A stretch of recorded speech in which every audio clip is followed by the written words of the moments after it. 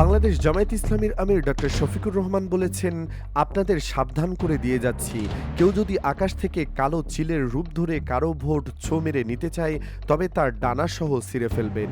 মঙ্গলবার ২৭ জানুয়ারি বিকেলে বাগেরহাটের খানজাহান আলী রহমতুল্লাহি আলাইহির মাজার মোড় সংলগ্ন মাঠে জামায়াত ইসলামীর জনসভায় প্রধান অতিথির বক্তব্যে তিনি এ কথা বলেন।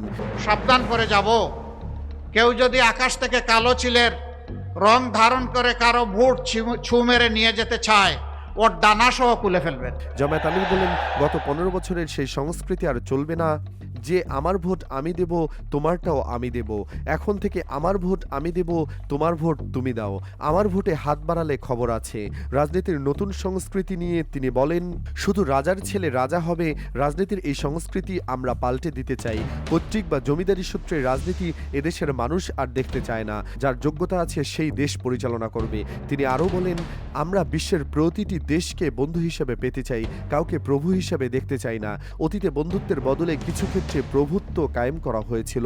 আমাদের ঘাড়ে চেপে বসে ৫৪ বছরে অনেক সম্ভাবনাকে ধূলিসাৎ করে দেওয়া হয়েছিল। আগামী দিনে এই জাতি আর কোনো আধিপত্যবাদ বরদাস্ত করবে না। জাতীয় ঐক্যের ডাক দিয়ে জামায়াত আমির বলেন, কিছু লোক জাতিকে বিভক্ত করেছে। আমরা সব বিভেদ ভুলে একটি ঐক্যবদ্ধ জাতি গঠন করতে চাই, যেখানে হিন্দু, মুসলমান, বৌদ্ধ, খ্রিস্টান সবাই মিলে একটি ফুলের বাগানের মতো শান্তিতে বসবাস করব। দেশপ্রেম ও যোগ্যতার ভিত্তিতে মানুষের মূল্যায়ন হবে। বাগেরহাটের উন্নয়ন বৈষম্য নিয়ে ক্ষোভ প্রকাশ করে তিনি বলেন, বাগেরহাটের অনেক সমস্যা আছে, বিভিন্ন অঞ্চলকে পিছিয়ে রাখা হয়েছে।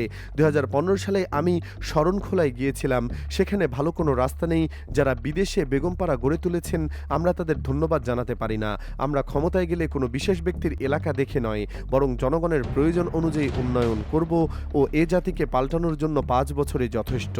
আগামী ১২ই ফেব্রুয়ারি গণভোট ও নির্বাচনের গুরুত্ব তুলে ধরে ডক্টর শফিকুর রহমান বলেন, ১২ই ফেব্রুয়ারি শুধু একা নন, প্রিয়জন ও এলাকাবাসীকে নিয়ে ভোট দিতে যাবেন। এটি আপনাদের ঐতিহাসিক দায়িত্ব। জনসভা শেষে তিনি বাগেরহাটের ৪টি সংসদীয় আসনে দাঁড়িপাল্লা প্রতীকের সবার সঙ্গে পরিচয় করিয়ে দেন। বাগেরহাট জেলা জামায়াতের আমির মাওলানা রেজাউল করিমের সভাপতিত্বে জনসভায় আরও বক্তব্য দেন জামায়াতে ইসলামীর সহকারী সেক্রেটারি জেনারেল মিয়া গোলাম পরোয়ার, ইসলামী ছাত্র শিবিরের কেন্দ্রীয় সভাপতি নুরুল ইসলাম সাদ্দাম, জেলা সেক্রেটারি শেখ মোহাম্মদ ইউনুস, বাগেরহাট ১ আসনের প্রার্থী মাওলানা মশিউর রহমান খান, বাগেরহাট ২ আসনের প্রার্থী শেখ মঞ্জুরুল হক রাহাত, বাগেরহাট ৩ আসনের প্রার্থী মাওলানা আব্দুল ওয়াদুদ, বাগেরহাট ৪ আসনের প্রার্থী অধ্যক্ষ আব্দুল আলিম, জগন্নাথ বিশ্ববিদ্যালয়ের সাবেক ভিপি মোহাম্মদ রিয়াজুল ইসলাম প্রমুখ।